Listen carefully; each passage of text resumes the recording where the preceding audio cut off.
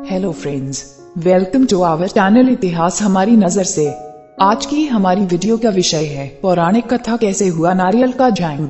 हिंदू धर्म में नारियल का विशेष महत्व है। नारियल के बिना कोई भी धार्मिक कार्यक्रम संपन्न नहीं होता है। नारियल से जुड़ी एक पौराणिक कथा भी प्रचलित है जिसके अनुसार नारियल का इस धरती पर अवतरण ऋषि विश्वामित्र द्वारा किया गया था। आज हम आपको नारियल के जन्म से जुड़ी यही कहानी बता रहे हैं। यह कहानी प्राचीन काल के एक राजा सत्यव्रत से जुड़ी है। सत्यव्रत एक प्रतापी राजा थे जिनका ईश्वर में संपूर्ण विश्वास था। उनके पास सब कुछ था, लेकिन उनके मन की एक इच्छा थी जिसे वे किसी भी रूप में पूरा करना चाहते थे। वे चाहते थे कि वे किसी भी प्रकार से पृथ्वीलोक से स्वर्गलोक जा सकें।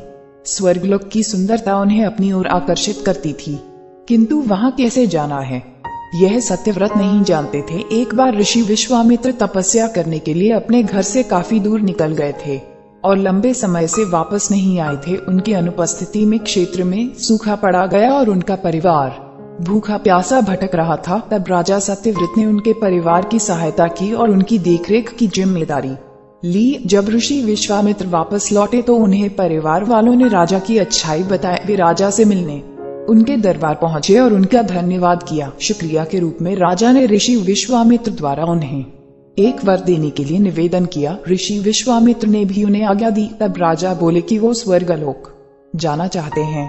तो क्या ऋषि विश्वामित्र अपनी शक्तियों का सहारा लेकर उनके लिए स्वर्ग जाने का मार्ग बना सकते हैं? अपने परिवार की सहायता का उपकार मानते हुए ऋषि विश्वामित्र ने जल्द ही एक ऐसा मार्ग तैयार किया जो सीधा स्वर्गलोक को जाता था। राजा सत्यव्रत खुश हो गए और उस मार्ग पर चलते हुए जैसे ही स्वर्गलोक के पास पहुंचे ही थे कि स्वर्गलोक के देवता इंद्र ने उन्हें नीचे की ओर धकेल दिया। धरती पर गिरते ही राजा ऋषि विश्वामित्र के पास पहुंचे और रोते हुए सारी घटना का वर्णन करने लगे। देवताओं के इस प्रकार के व्यवहार से ऋषि विश्वामित्र भी क्रोधित हो गए, परंतु अंत में स्वर्गलोक के देवताओं से वार्तालाप करके आपसी सहमति से एक हल निकाला गया। इसके मुताबिक राजा सत्यव्रत के लिए अलग से एक स्वर्गलोक का निर्माण करने का आदेश दिया गया। नया स्वर्गलोक पृथ्वी एवं असली स्वर्गलोक के मध्य में स्थित होगा, ताकि न ही राजा को कोई परेशानी हो और न ही देवी देवताओं को किसी कठिनाई का सामना करना पड़े। राजा सत्यव्रत भी इस सुझाव से बेहद प्रसन्न हुए, किंतु न जाने ऋषि विश्वामित्र को एक चिंता ने घेरा हुआ था। उन्हें यह बात सता रही थी कि धरती और